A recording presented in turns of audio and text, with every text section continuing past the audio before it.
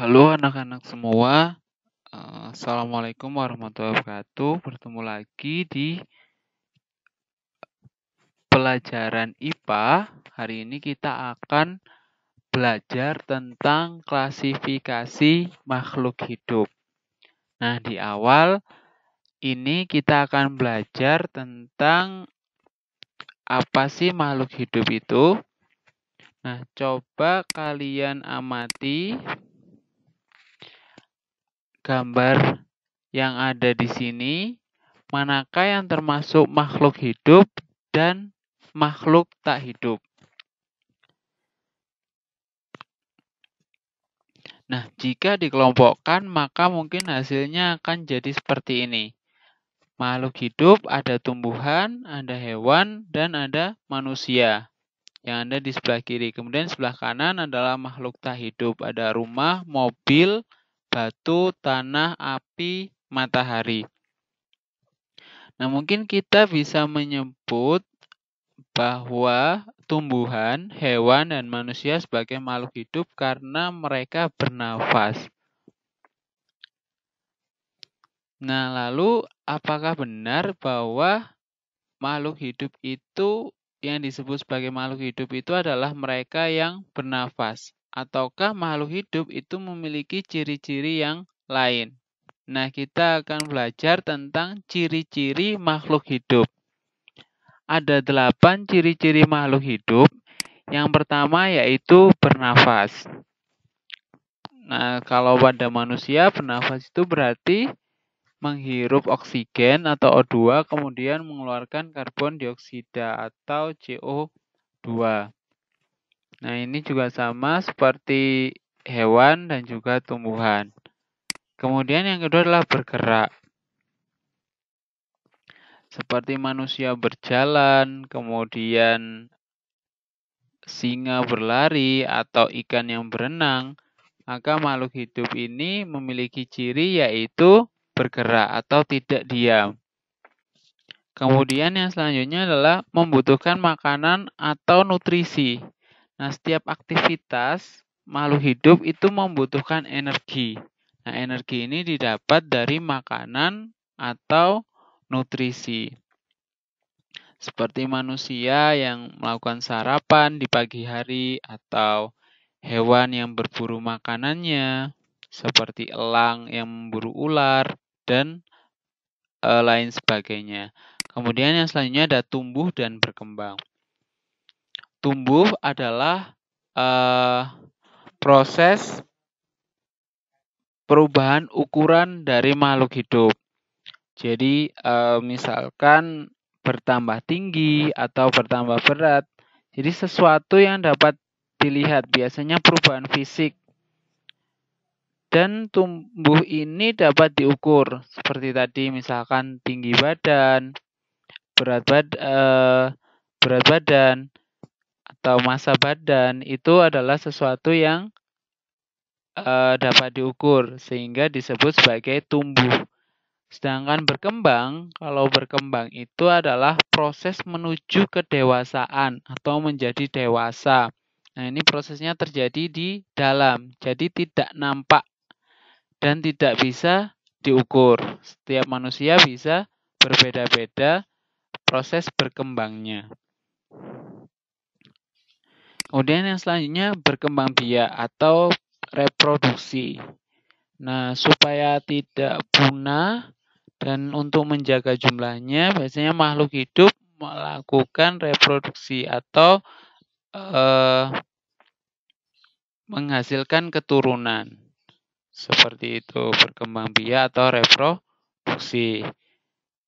Kemudian peka terhadap rangsangan atau biasa disebut dengan iritabilitas atau kemampuan makhluk hidup untuk menanggapi rangsang seperti manusia yang hidungnya peka terhadap bau.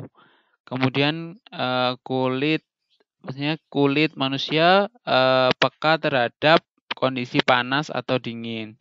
Ada juga tumbuhan putri malu contohnya yang peka terhadap sentuhan. Jadi daunnya akan menguncup atau menutup jika diberi sentuhan.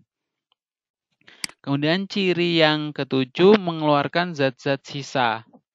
Nah, contohnya zat-zat sisa atau biasa disebut ekskresi ini adalah kalau pada manusia keringat, kemudian urin saat kita pipis, atau juga kotoran saat kita BAB. Nah, itu adalah zat-zat sisa yang harus dikeluarkan dari dalam tubuh. Kemudian ciri yang selanjutnya adalah menyesuaikan diri terhadap lingkungannya atau beradaptasi. Seperti bunglon yang merubah warna tubuhnya sesuai dengan lingkungan di mana dia berada. Dia melakukan adaptasi atau menyesuaikan diri terhadap lingkungannya. Jadi sesuatu dikatakan sebagai makhluk hidup jika memiliki 8 ciri ini. Bernafas, bergerak, membutuhkan makanan, tumbuh dan berkembang, kemudian berkembang biak, peka terhadap rangsang, mengeluarkan zat sisa, dan melakukan adaptasi atau menyesuaikan diri terhadap lingkungan. Nah, jadi jika memenuhi ciri-ciri ini, maka biasanya disebut sebagai komponen biotik atau komponen hidup. Jika tidak memenuhi ini, misalkan seperti batu tidak bernafas, tidak bergerak, tidak tumbuh, tidak berkembang, maka dia disebut sebagai makhluk tak hidup atau sebagai komponen abiotik. Nah, ada banyak sekali makhluk hidup di bumi kita ini. Contohnya tumbuhan. Nah, tumbuhan ini kan tertancap di tanah, contohnya seperti pohon kelapa. Tapi kenapa dia dimasukkan sebagai makhluk hidup? Bagaimana ia bisa dikatakan bergerak? Nah, ini bisa silahkan untuk dijawab. Intinya secara umum ada dua gerak aktif seperti kita, manusia dan hewan, dan juga ada gerak pasif, yaitu geraknya tumbuhan. Nah, bagaimana sih tumbuhan dikatakan bergerak dan apa sih gerak pasif itu?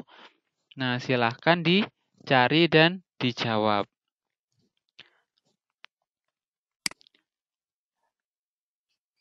Nah, selain tumbuhan, di bumi kita ini ada banyak sekali jenis hewan, mulai dari yang kecil sampai yang besar. Ada banyak sekali jenis tanaman, mulai yang berbuah atau yang tidak. Kemudian ada lagi jenis-jenis tumbuhan yang berbentuk bunga, ada banyak sekali. Nah, bagaimana cara kita bisa mengenali makhluk hidup yang sangat banyak ini? Nah, untuk menjawab ini, maka kita perlu belajar tentang klasifikasi makhluk hidup. Jadi kalau tadi kita sudah belajar tentang ciri-ciri makhluk hidup, nah sekarang kita belajar klasifikasinya. Jadi klasifikasi itu adalah bagaimana kita menyusun sesuatu, di sini kita menyusun makhluk hidup berdasarkan aturan atau kaidah tertentu. Nah,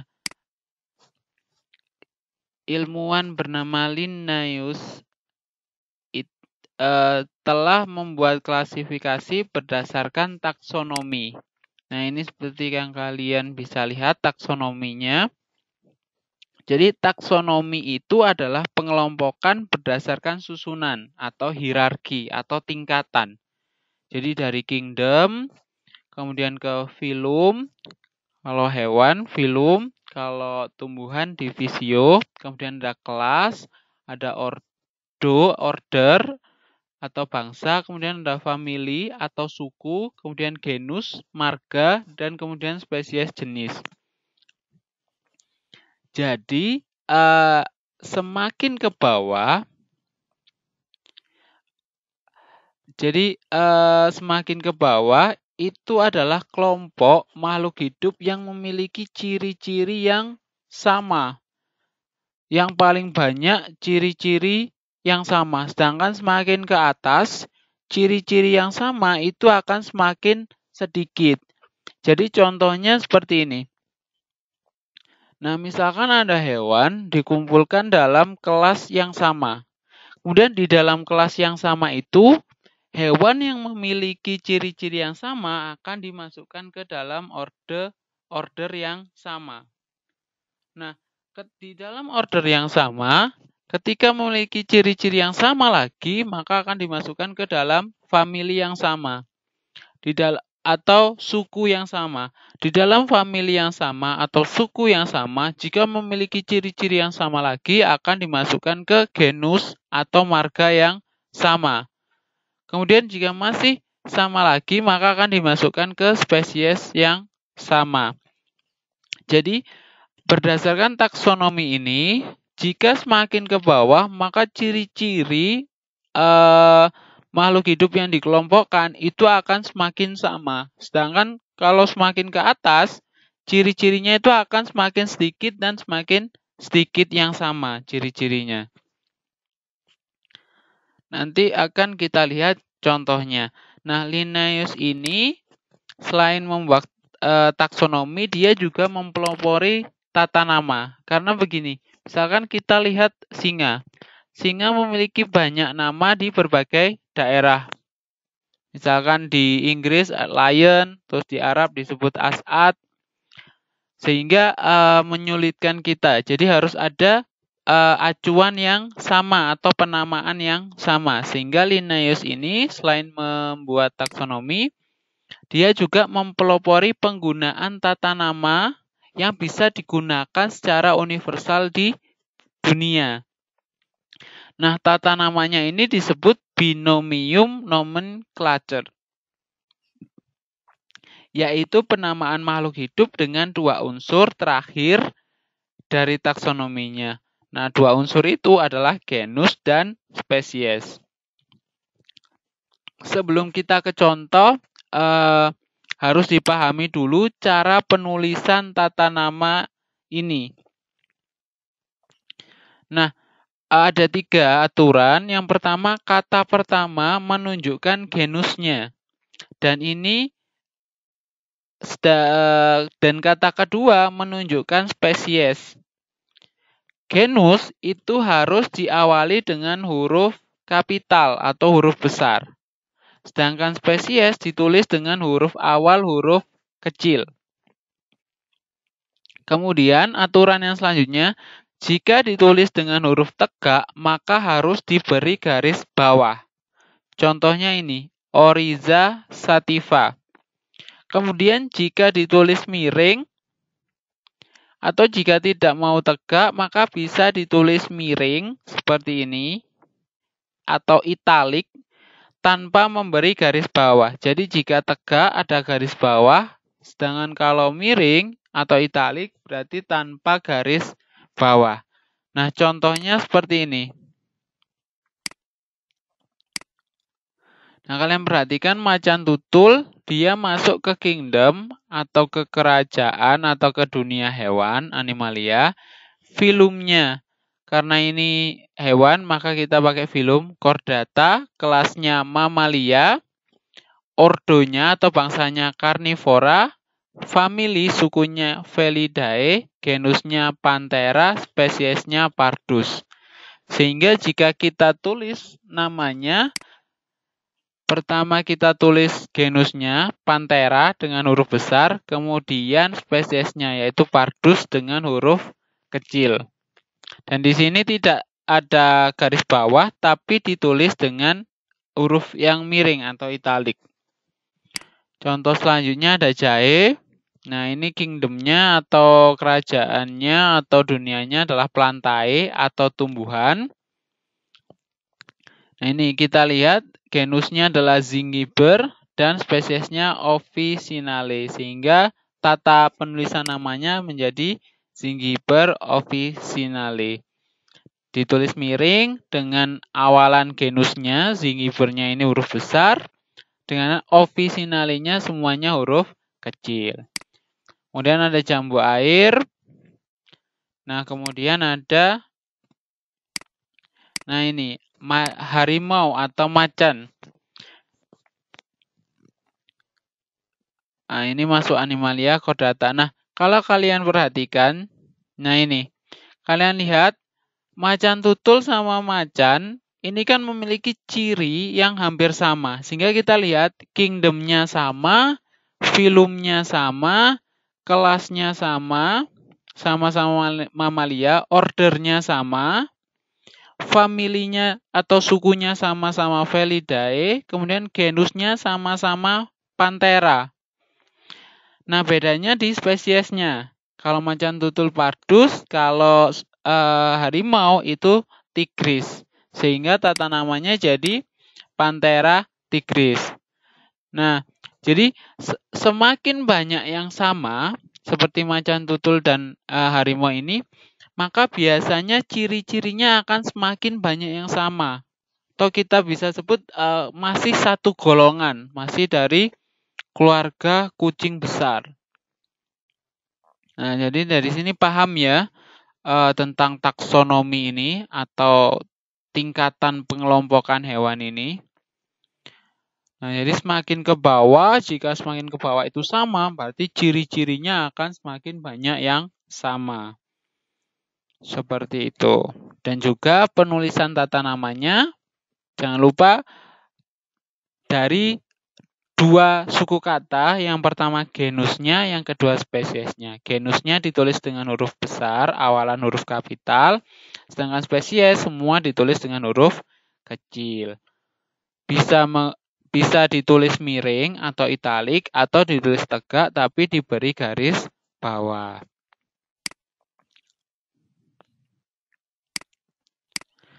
Nah, pada zaman itu Carolus Linnaeus itu mengelompokkan makhluk hidup menjadi dua dunia atau dua kingdom, yaitu dunia plantae atau tumbuhan dan juga dunia animalia atau hewan. Akan tetapi pada zaman sekarang,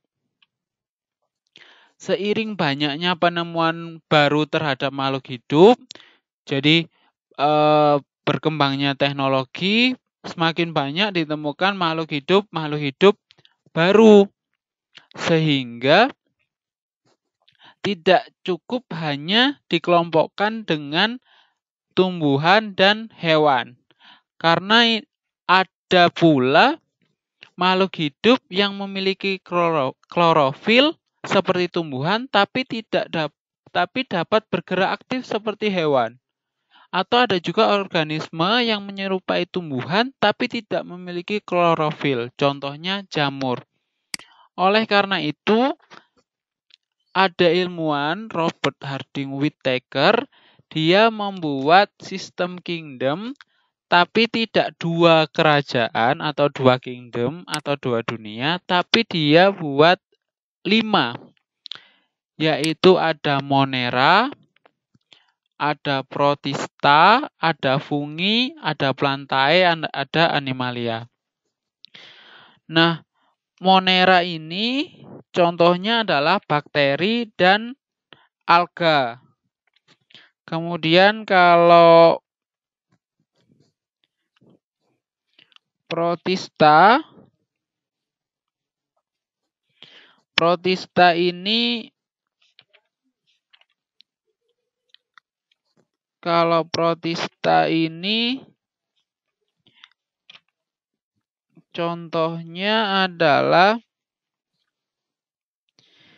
contohnya seperti amuba Euglena paramecium. Jadi Monera dan Protista ini sama-sama masuk ke dalam makhluk hidup bersel tunggal atau uniseluler. Kemudian ada kelompok fungi atau jamur.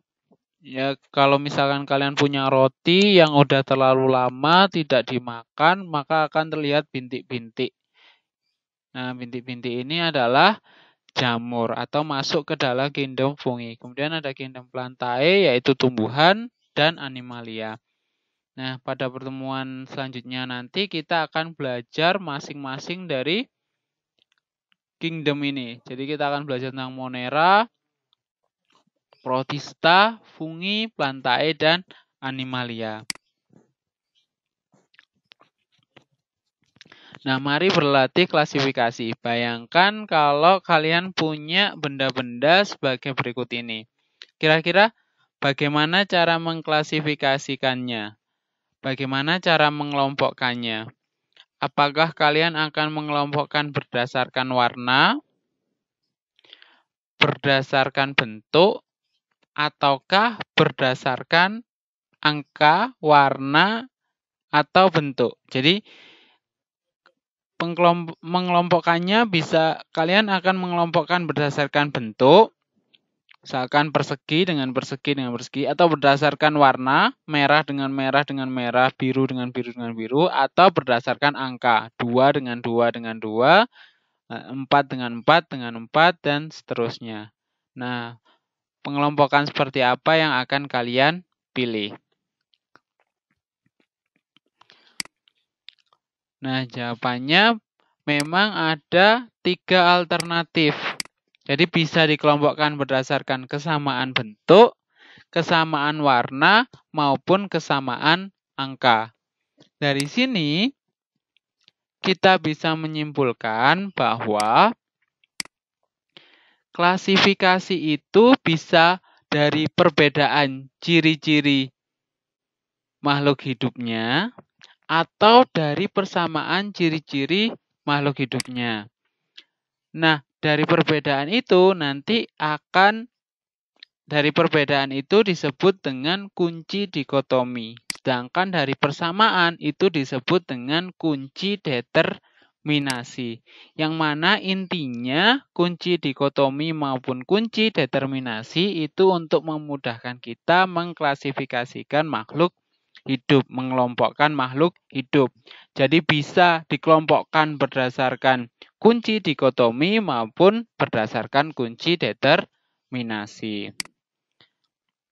Nah, terima kasih. Sekian untuk materi hari ini. Kurang lebihnya mohon maaf. Wassalamualaikum warahmatullahi wabarakatuh.